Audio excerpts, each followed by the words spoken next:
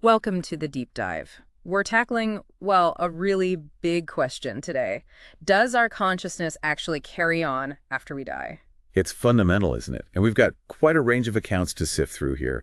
Things like apparitions, dreams, even memories that seem to come from before this life. Right. And the goal here isn't just to tell stories. We want to really examine these experiences, look at them critically, almost academically, you could say. Exactly. It's easy to hear these accounts, but the real task is figuring out what, if anything, they genuinely suggest about consciousness surviving death. We'll be looking at apparitions, mediumship, both mental and physical poltergeists, even things like phantom phone calls, meaningful A coincidences. whole spectrum. Yep. But always asking, is this evidence for survival or could there be other explanations? That's the crucial distinction, the experience itself versus what we can reasonably infer from it. Okay, so let's start with apparitions. Seeing or sensing someone who's passed away. It sounds like something out of fiction, but it's actually pretty common. Surprisingly common, yes. The sources mention surveys, US, Britain, Wales finding anywhere from, 36 to 47% of people report some kind of contact with deceased loved ones. Wow, that high. Especially spouses, right? Particularly spouses, yes.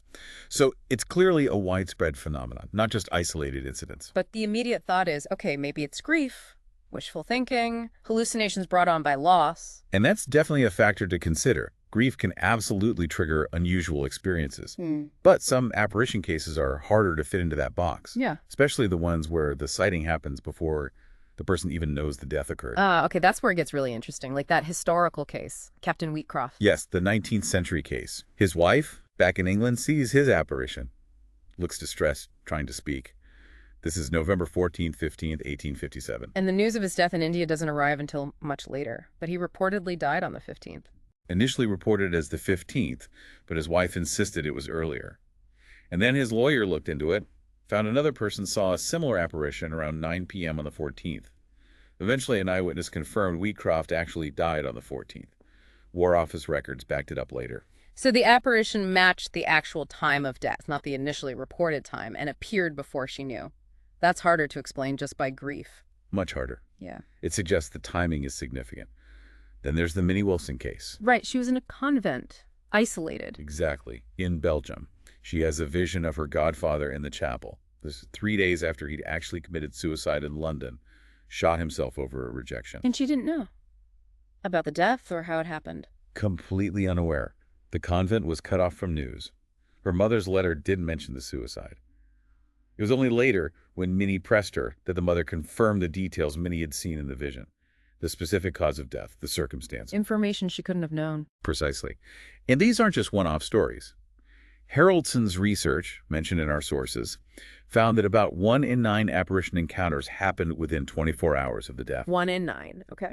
And in 86% of those cases, the person seeing the apparition had no idea the individual had died yet. 86%, that's huge. It really makes you question the simple grief explanation, doesn't it? It certainly challenges it. It suggests these might not be purely subjective projections, maybe some kind of perception happening outside normal sensory input. And then you have cases witnessed by bystanders, people with no real emotional tie to the deceased. Right, the bystander effect, like the Icelandic case. Gisli Freemanson. Yes.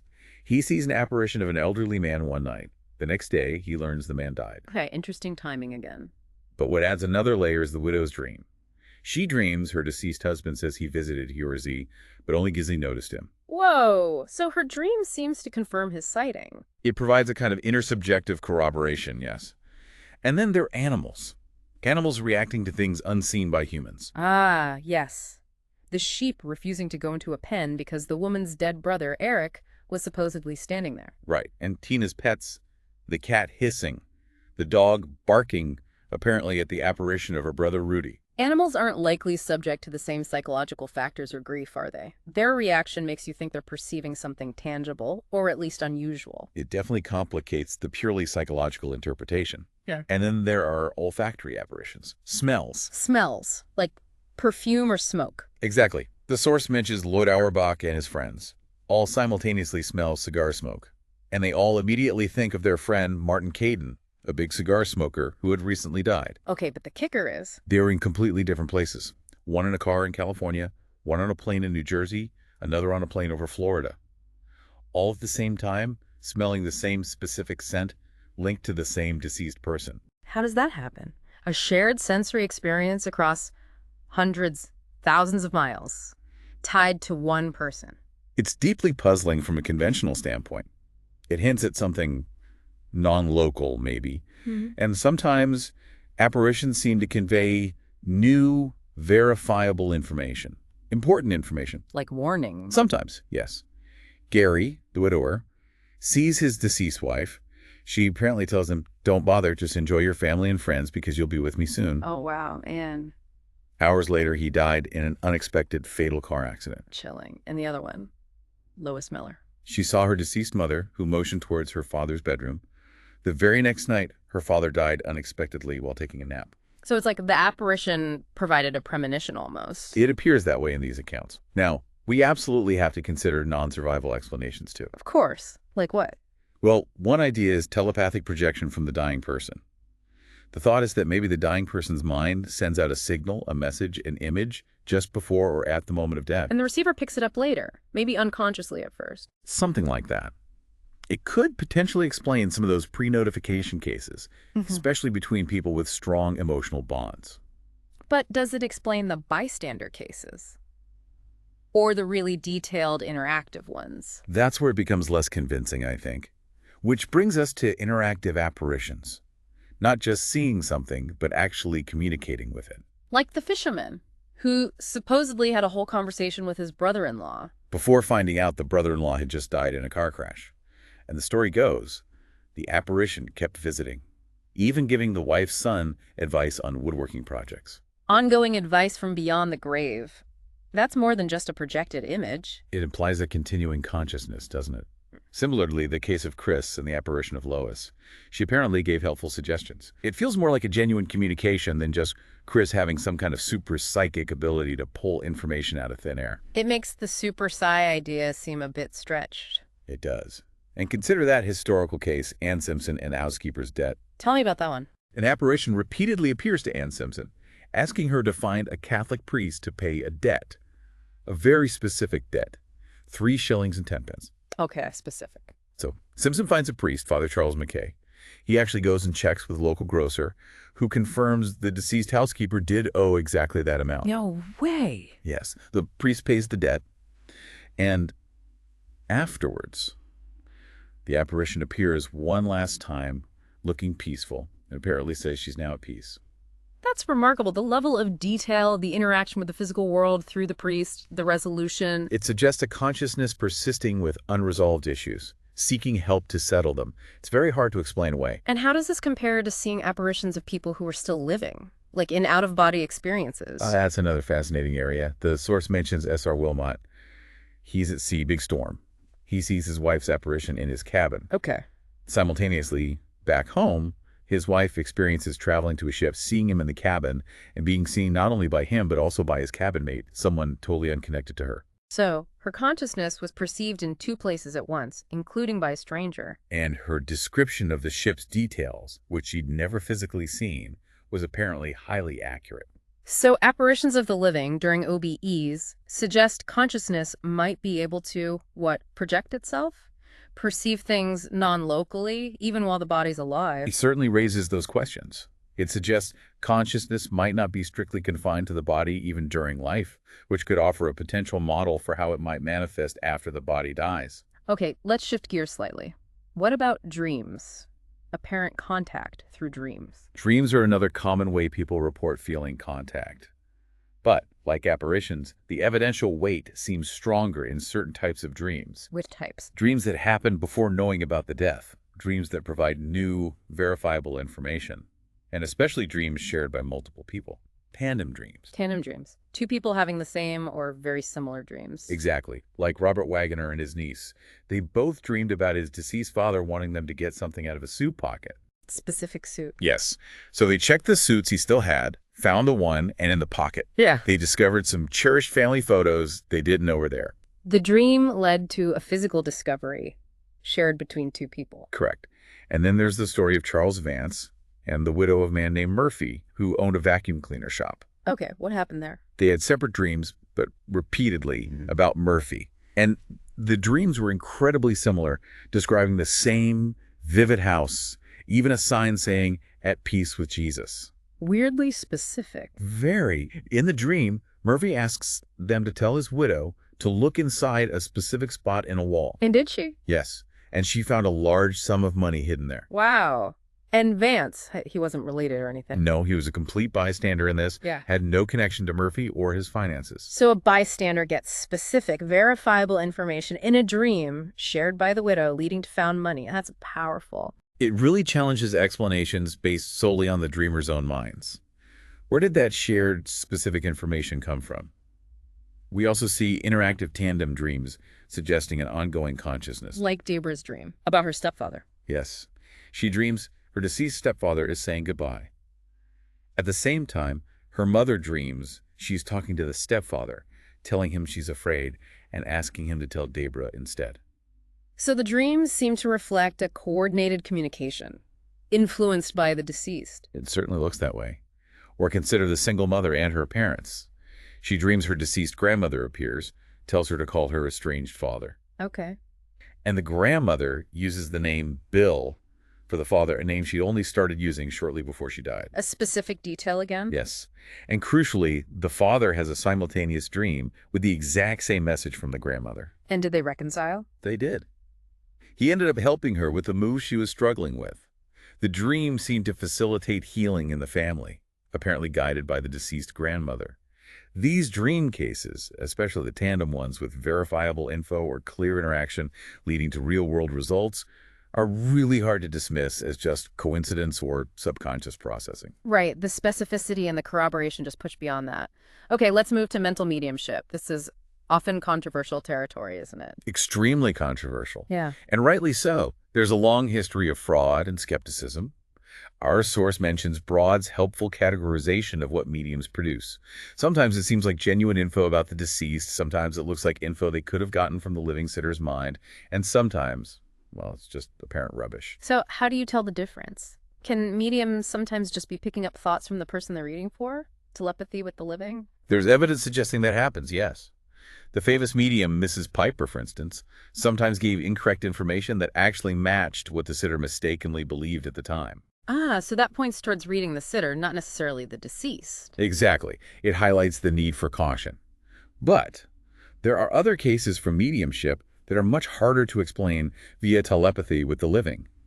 Cases that seem to strongly suggest survival. Like the Emil Jensen case. That's a really compelling one from the sources. The medium, Mrs. Soul, is giving a reading.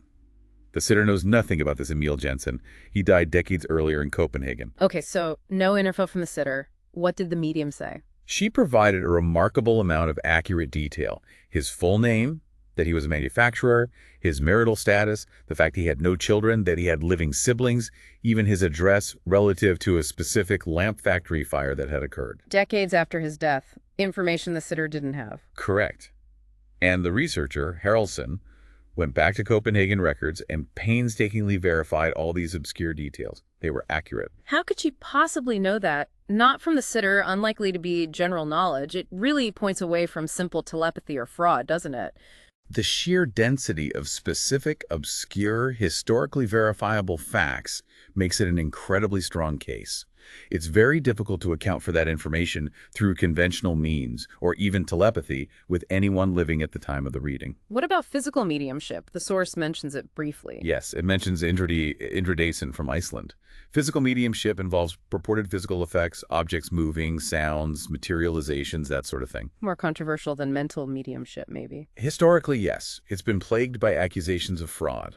While Indridason is noted, the source doesn't give us enough detail on his specific reported abilities or the controls in place to really evaluate it as strong evidence based just on that mention. It's an area requiring extreme caution. Understood. Okay, next up. Poltergeists. Noisy ghosts, right? Objects flying around. That's the common image. Disruptive physical phenomena, often seemingly focused around a person or location. While often linked to living agents, especially adolescents, some cases in the sources hint at a connection to the deceased. Like Mrs. E's electric bell. Right. After her husband died, their electric bell apparently started ringing repeatedly on its own, with no physical cause found. And the woman whose ex-lover's pictures fell off the wall. Yes, The timing was suggestive. She spent an hour having intense, vengeful thoughts about him, and around that same time on the same night, his pictures fell off her wall, apparently due to an unexplained gust of wind indoors. Coincidence, or... It's suggestive, isn't it? Then there's Benjamin Serchia. He promised a friend before he died that he'd provide proof of the afterlife by breaking something in the friend's dining room. Bold promise. Did it happen? After Serchia died, the friend reported knocking sounds in the dining room, and eventually the glass lampshade hanging above the dining table spontaneously broke and fell. Right where he said. An iris in the tax bill. Another intriguing one. She was upset, couldn't find a specific tax bill. She tearfully sort of berated her deceased husband about it. And just then, his old appointment book, sitting nearby, apparently flipped open by itself. To the page. To the exact page where the missing tax bill had been tucked away. Okay, these are anecdotes, but taken together, they hint at some kind of lingering intention or energy interacting with the physical world linked to the deceased. That's the interpretation some draw from these accounts, assuming no ordinary explanation was missed. They suggest a post-mortem influence, however subtle or sporadic. Now, for something maybe even more unusual, phantom phone calls. Yes, this is definitely less conventional. Calls from the dead. Seems highly improbable. But the source has a specific case. Russell Reynolds. It does. Reynolds was scheduled for open-heart surgery. The night before, he receives a phone call.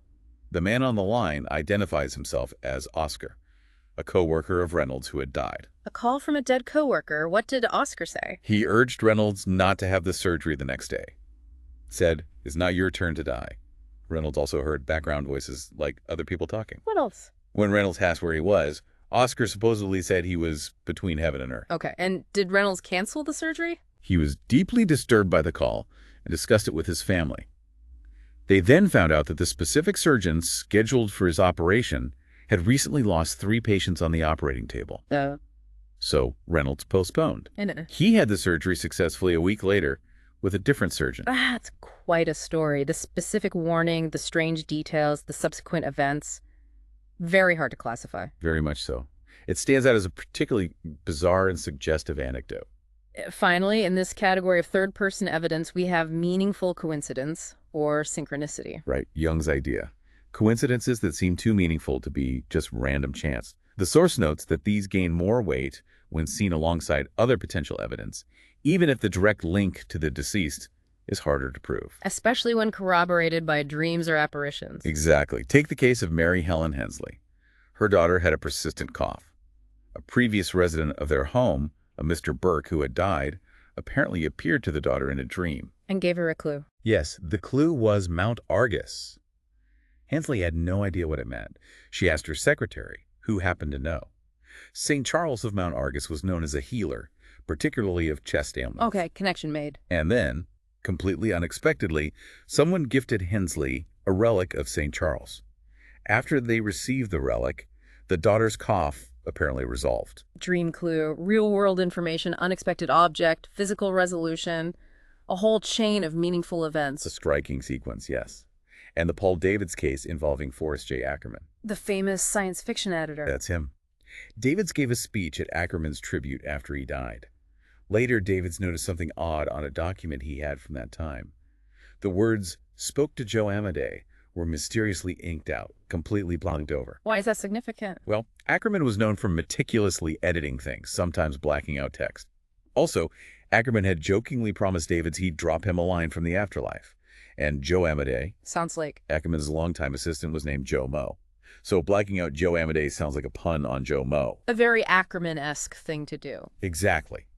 And, to cap it off, Joe Moe himself reported having a vivid dream about Ackerman, around the same time Davids discovered the inked-out words. Multiple layers of coincidence, personality match, a promise, a dream. It all ties together in a very specific, meaningful way for those involved. It does. While not proof, these synchronicities, especially when clustered with other phenomena or reflecting the deceased's personality, contribute to the overall pattern suggesting some form of continued awareness or influence. So looking back at all this third-person evidence, apparitions, dreams, mediumship, poltergeists, calls, synchronicities, what's the takeaway? The source mentioned a figure 1, summarizing common qualities. Even without seeing the figure, the point is clear. The convergence of evidence across these diverse types of phenomena is what's compelling. Many share similar features occurring before death notification, bystander witnesses, interactivity, verifiable information. It's not just one type of weird event, but many different types pointing in a similar direction. Precisely.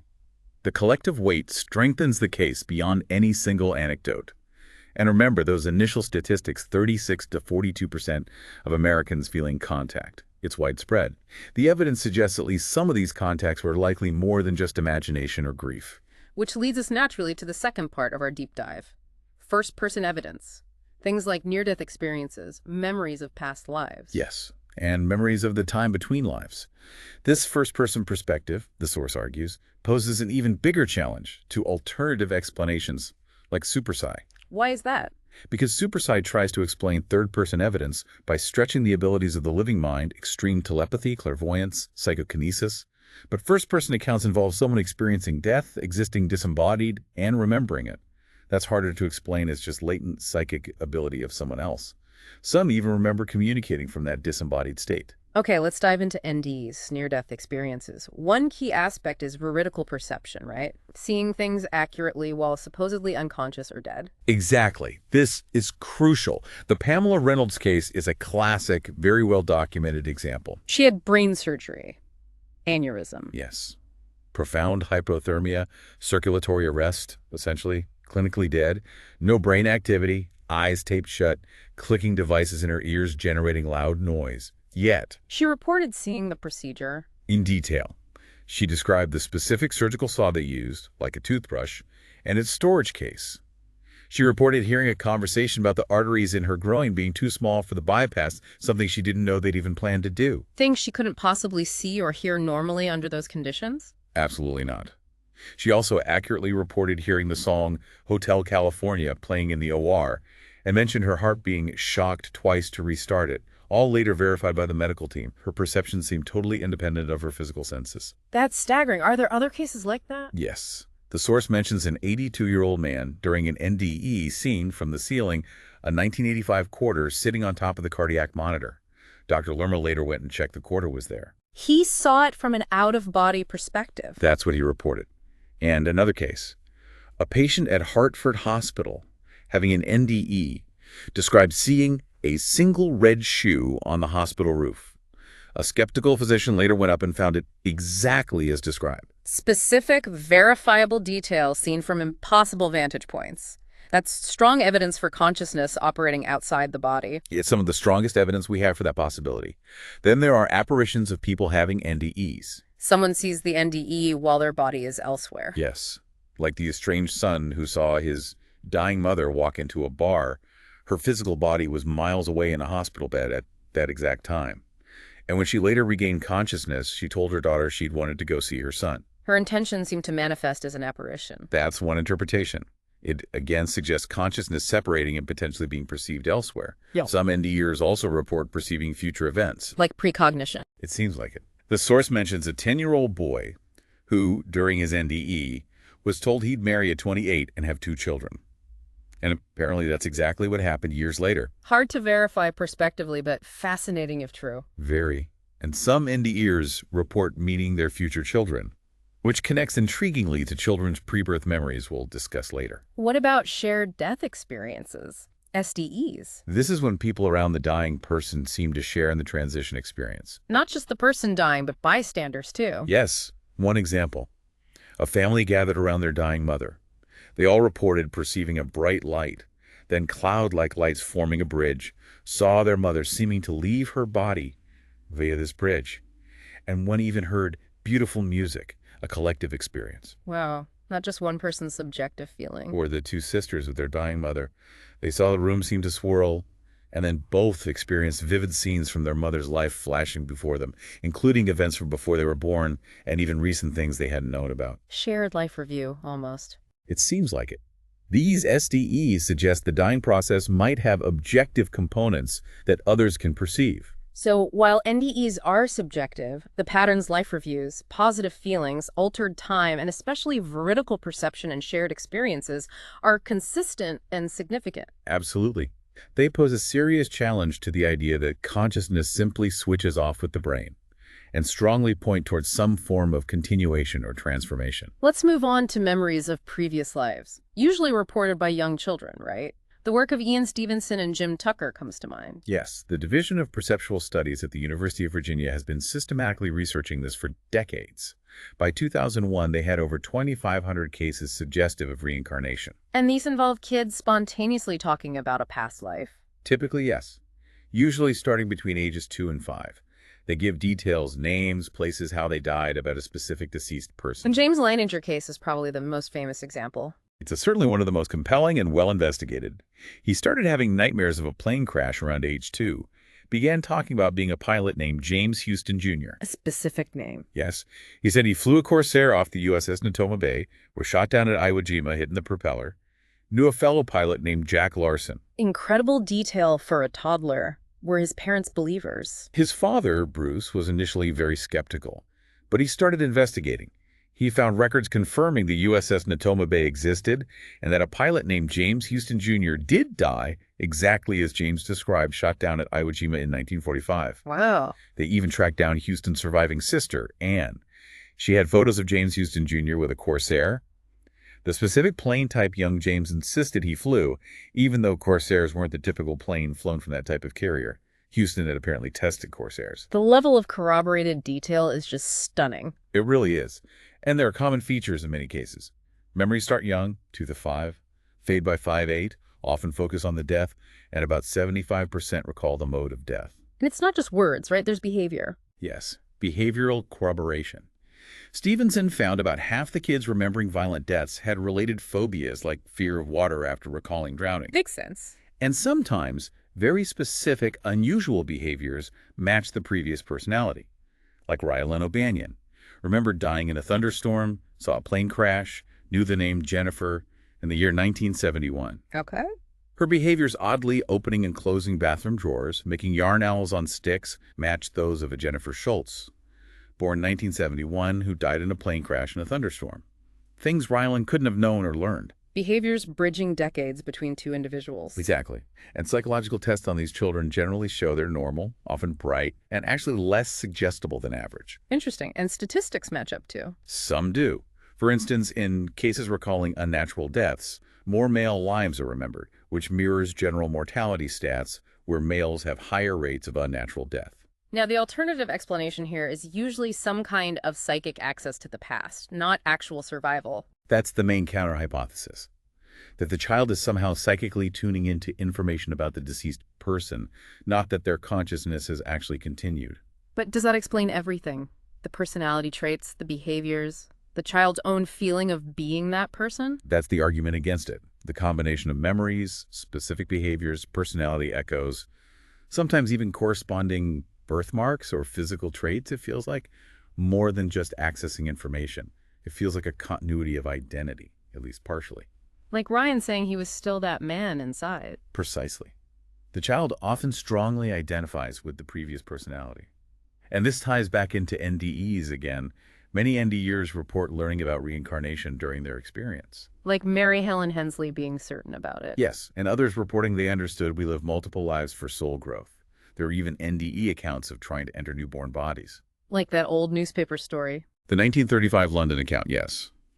The NDEer felt drawn to a woman in labor, felt an urge to enter the baby but couldn't, and realized the baby must be stillborn. It suggests an active consciousness, seeking embodiment. Okay, this leads us to the final type of first-person evidence, memories of the intermission period, the time between lives. This is perhaps some of the strongest evidence because it directly addresses the question of continued consciousness outside a physical body between incarnations. These memories go beyond just the previous death. And they often line up with NDE accounts. Remarkably often, yes. Children reporting intermission memories describe NDE-like events. Rylan O'Banion remembered floating up to the sky after dying in the storm. Sylvia, the Brazilian girl, remembered going up and up after the bomb. The upward movement, like in NDEs. Exactly. Kilden, another Brazilian boy, remembered being Alexander the priest, dying in a crash, then watching his body in the hospital, seeing a funnel on the wall, a bright light, and seeing his life support stop. Classic NDE elements. Any others? Kenny remembered a spirit taking his hand and leading him to a large hall after his death. Stephen Ramsey recalled dying in a jungle crash, falling asleep, then being guided by a nice lady to a place where spirits rest before rebirth. A place of transition. Yes. And the Venerable Chokhun Rodsuthajarn, the Buddhist abbot, recalled as an adult feeling light, moving fast, not being able to talk to grieving relatives, feeling omnipresent after his childhood death again, echoing NDE phenomenology. So the experiences described sound very similar, whether recalled from an NDE or from the intermission period. They do. Many also recall perceiving events around their own funeral or burial from the previous life. Like the Thai woman who knew her baby body wasn't buried in the cemetery? Yes, which the Undertaker confirmed. Or Disna Samarasinghe in Sri Lanka, who remembered being buried near an anthill and could point out the unmarked spot years later. Specific, verifiable details about their own post-mortem events. And Mandy Seabrook in England, remembering details of her sister's burial when Mandy herself was only 3. Her mother nearly falling in, a silver bracelet and yellow ball in the coffin, confirmed later by another sibling. She even remembered a bright star the night her sister died, which her mother had also noticed. Memories from before she was even conceived, seemingly. It appears so. These suggest continued awareness after death, observing the physical world. Some even recall appearing as apparitions or in dreams to their future parents. Bridging the gap before their birth? Exactly. Like Da Keenan Tyne in Blema seeing her dead friend's apparition, inviting him to reincarnate, both having dreams, and then her son having memories of that past life and of appearing to her before birth. Layers upon layers. Or the Burmese woman dreaming her deceased husband left money in a basket, finding it, and later a boy being born who recalled that life and the dream. Or the widow dreaming an old man sent her husband to the village headman's house, while the headman's wife simultaneously dreamt of receiving the deceased man followed by a child born there with memories. Coordinated dreams facilitating the next life. That's how it appears in these accounts. Some even recall behaving like poltergeists during the intermission. Really? Like what? An Indian child remembered sneaking food from his previous family's house after he died, which they confirmed had happened inexplicably. Veer Singh in India remembered breaking a swing seat just to annoy some women after his death, something his previous father recalled happening. Interacting with the physical world even without a body. It's suggestive of that. And some recall meeting other deceased people.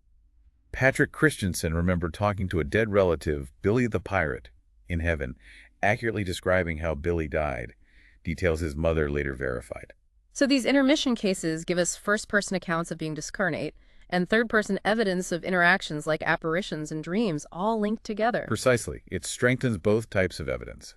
And then there are the memories of perceiving pre-birth events, things happening before they were born into the current life. Like seeing Earth from above. Yes.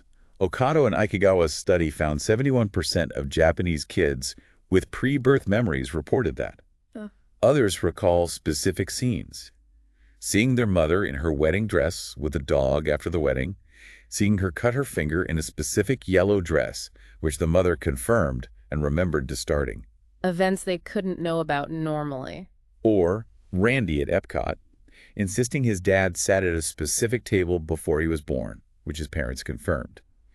James Leininger recalling finding his parents on the beach at a pink hotel in Hawaii at night, matching their experience 5 weeks before his conception. It's like they were observing before they arrived. Did they recall choosing their parents? About half of those with intermission memories report recalling how they chose their parents, yes. And memories of conception itself. Some report this too. A woman remembering floating above her parents in a mountain cabin when they first made love, confirmed by her mother.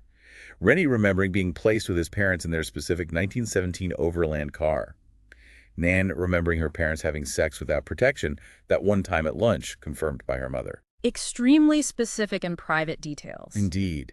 And perhaps most poignantly, memories relating to pregnancies that didn't come to term. Miscarriages or abortions. Yes. Elizabeth recalling being in her mother's tummy twice, the first time washing away in the shower. A miscarriage she described vividly. The second time coming out like a zipper, a C-section. She even explained she chose to leave the first time because her parents were arguing about circumcision. Wow. That implies a consciousness present very early, making choices. It raises profound questions. The source mentions a figure 2 showing overlaps between intermission memories and NDEs. So, again, consistent themes across different types of experiences. Exactly. Seeing lights, meeting guides, life reviews, observing earthly events post-mortem. The fact that intermission memories include recalling contact from the discarnate state, apparitions, dreams, poltergeists, really corroborates the third-person accounts and makes supersize seem much less adequate as an explanation for everything. So, wrapping this all up, we've covered a vast amount of ground. From apparitions seen by bystanders to children remembering details of past lives and the time between, what's the big picture look like?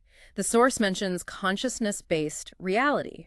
Well, when you take all this evidence together, the sheer volume, the diversity, the consistency across different types of phenomena, purely materialistic views of consciousness, face serious, serious challenges. The idea that mind is only brain activity and just stops at death seems increasingly difficult to reconcile with these accounts. So alternatives become more plausible? Frameworks like idealism, where consciousness is seen as fundamental, and the physical world might arise from it, seem better equipped to handle this kind of data. Philosophers like Berkeley, Blanchard, more recently Kastrup, have explored these ideas. Even some interpretations of quantum physics hint at a reality where consciousness plays a primary role. It forces you to question basic assumptions about mind and matter. Definitely. We may not have definitive laboratory proof of survival in the conventional scientific sense, but the cumulative weight of the evidence we've discussed, meticulously gathered and analyzed in many cases, provides, I think, compelling reasons to seriously consider the possibility that consciousness isn't confined to the physical body and may well persist beyond death and perhaps even exist before birth. This has been an incredibly rich and, frankly, mind-bending deep dive. Thank you for navigating us through all this complex material. It's been a fascinating exploration. The evidence certainly gives one pause for thought. And thank you, our listener, for sticking with us through this exploration of one of the deepest human questions. We hope it's given you plenty to think about. Let me leave you with this final thought. If consciousness can persist beyond the body, retain identity, maybe even interact with our world, what does that truly imply about life, death, how connected we all are, and the fundamental nature of reality itself? It's a question that resonates long after the discussion ends.